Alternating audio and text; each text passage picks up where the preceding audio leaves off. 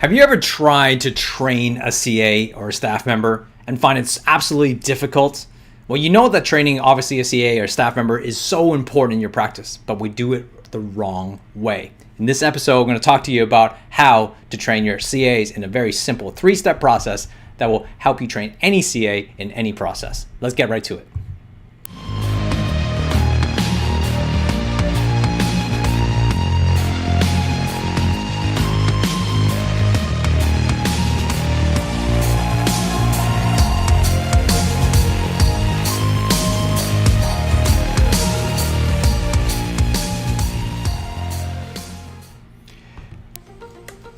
All right, so a couple of things, right? When we talk about training a CA, we know how important it is. And when your CAs are not trained or any staff member is not trained, well, you get into a huge amount of problem because you get to a stage where they are not doing their job. This leads to a massive amounts of frustration. Why is that so important? Well, think about it. Because what happens is that you actually end up being in a position where the CA doesn't know what they're doing. You are frustrated because you told them what to do and you think that you should have this huge expectation that they should be doing their job by now, and yet they don't not doing it. So you're both frustrated, and then now you're at each other's throats, or just worse, you don't talk about it. You just you start talking to your other chiropractors and say, hey, you know what? They're not doing their job. But the CAs are doing also the same thing. It's like, my boss doesn't understand what's going on. So what ends up happening is that you get frustrated. So what we want to do is we want to help you train your particular CA or your staff member, whoever it is, on the simple processes.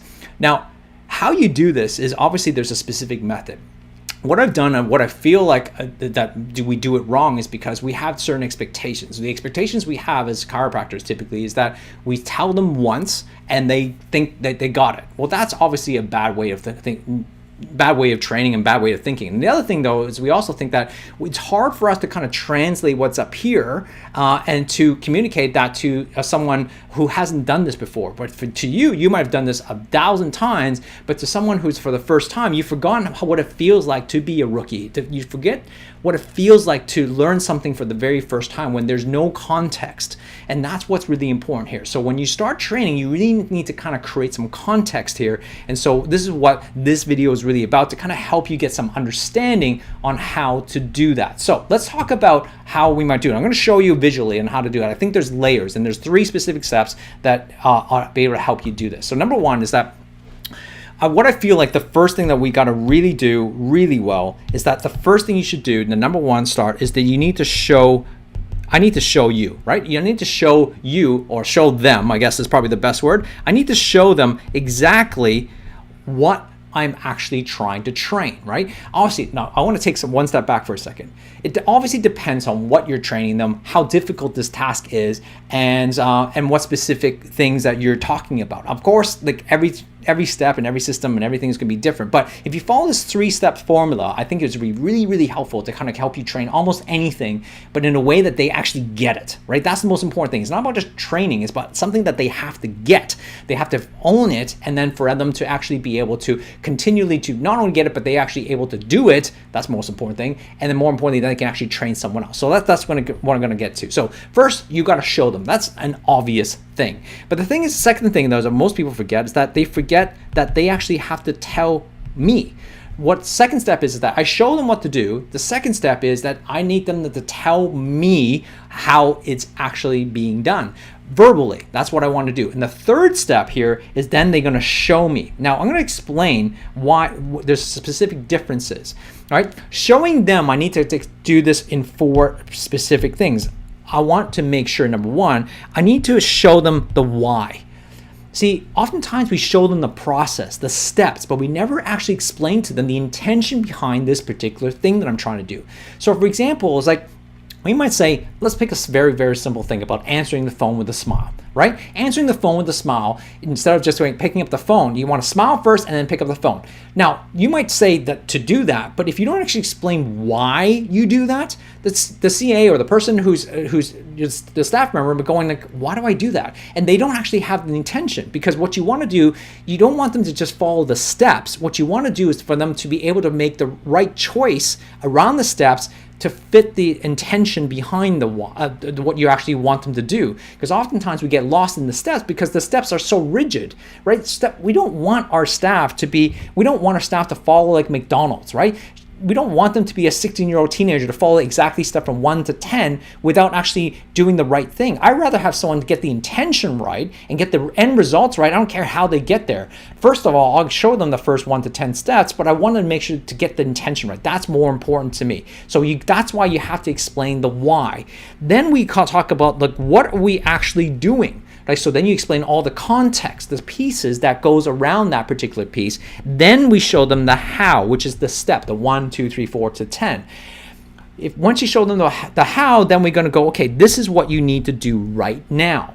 Okay, so then you can speak. So that goes through this learning process, and it helps you learn, because what would you find is that with people, there's 4 different types of people. There's the why learners, people who need to know the why behind things. There's the what learners who need information and context. And then you got the how learners who need process and step-by-step process. And then you need to go like, I don't really know all this. Just tell me what to do right now and I'll figure it out. So there's 4 different types of learner. If you can kind of understand that there's 4 different types of learner, then by doing that and teaching them, you're going to be able to get every single one of those, depending on who they are, you're going to get that context in there, and then people are going to be able to understand it. So they see this, right? What they do is they see this, right, very visually.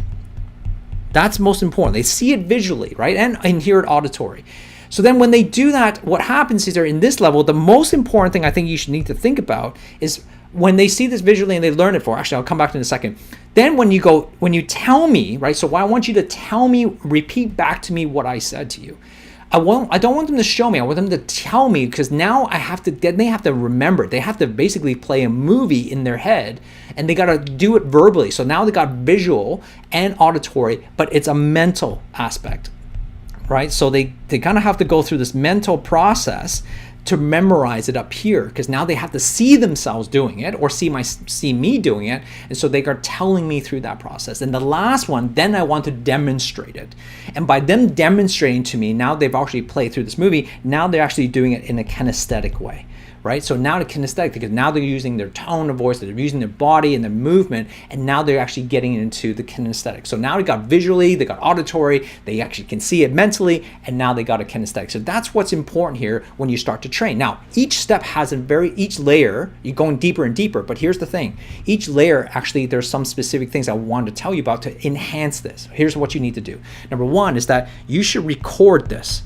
Right? You should record you doing this. Now, you can easily do this with a camera, with some sort of video, but if you're doing something on, like, say here, right now on a computer, you want to get some screen capture software that allows you to do that. If you're on a Mac, which I'm on here, you can easily use something like ScreenFlow, right? Where PC, well, if you use a PC, I have no idea what you use, but there's software out there. I think Jing would be one of those. But you want to record that so that you can save it and put it into your system file so they can actually access your training, because not everybody's going to hear it the first time. They can get access to this training very easily. So that's the second. That's really important in that first part when you show it to them.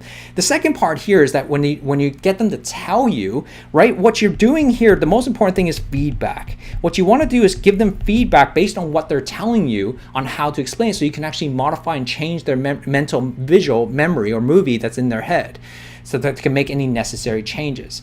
In the last part here, when they're showing me the process of the system, the most important thing here I would change, or I would focus on, is the 1%ers, right? I would change the 1%ers, all the little things that would make the massive difference in terms of their ability to enhance this particular skill set. It might be their tone of their voice. It might be their volume of their voice. Maybe it's their pace of their message.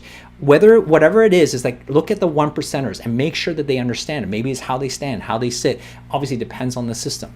If you do these 3 steps right, if you kind of focus on each layer, 1 step, show them, 2 step, tell them, 3 steps, show me, then all of a sudden you're going to be able to create a 3-step process that would train any process or system when you're training any CA on anything new. This is really vitally important. If you do this right, they're going to get it mentally, they're going to get it kinesthetically, and more importantly, they're going to be able to do it. That's essentially what you want to do. Don't miss these 3 steps, because if you miss it, they're never going to be able to perform what you want them to do. I hope this has been helpful. If it has been helpful, if there's a new way of you thinking about how to train better, then please comment below.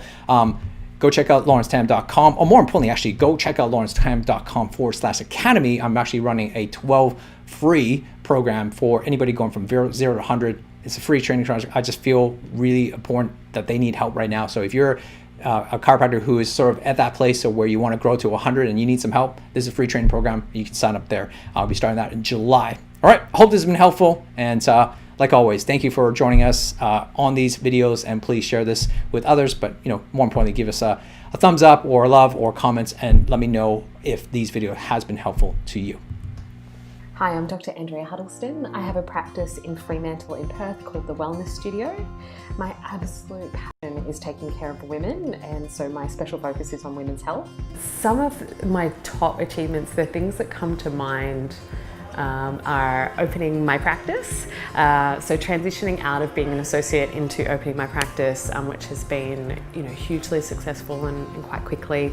I now have 2 associates. I am booked out 6 weeks in advance for new patients, which is pretty awesome. I've really had the confidence to launch my personal brand as well, sort of separate from the practice. And it's really helped to take the Wellness Women brand as well to another level as well. Part of what I feel like my purpose is with the practice and with the business and everything else is just to help to redefine women's health. And our mission is, I guess, to raise the bar for women's health, and having more exposure, having a stronger brand, being able to reach more women is really doing that, and seeing the change in their life and that ripple effect that it has is pretty amazing. It's all well and good to have a successful practice, but in the grand scheme of things, I want to make an impact. I want to, we all have those passionate crusades to want to change the world, and that's certainly true for me as well. And the way that we want to do that is by impacting women, lifting the game for them in terms of women's health, and actually changing the face of women's health, and that's what it means to me, having a vehicle to do that. I've been in Nitro for a long time, and I originally joined Nitro because I thought that I needed, I guess, accountability, but more than anything, I needed to feel like people had my back, so that it wasn't this lonely journey of trying to take over the world or save the world or whatever it might be. And the connections that I've made within the Nitro tribe have been, now they're some of my closest friends, and we absolutely wholeheartedly have everybody's back, and we have everyone's best interest in mind, and I think that we all elevate and rise together, which is really great. And what it means to me is that I am a better leader now for my team, for the profession, for women's health. I'm so much more confident to really own my own stuff as well, so that I do have the confidence to have that voice and make those changes. And I definitely wouldn't have been able to do that without Nitro.